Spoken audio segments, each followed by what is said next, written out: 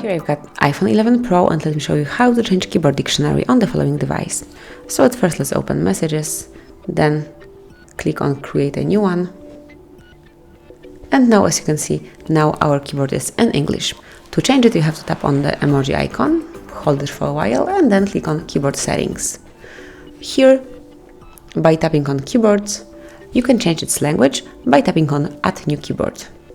And here you can pick one from the following languages, and as you can see, everything is included here, so all of you will find something suitable.